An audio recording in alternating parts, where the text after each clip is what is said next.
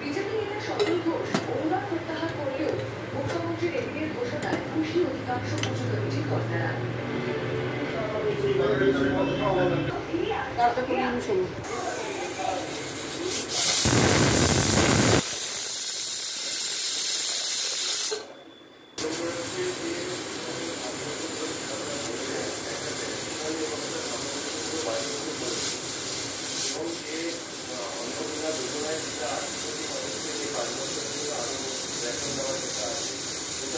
এটা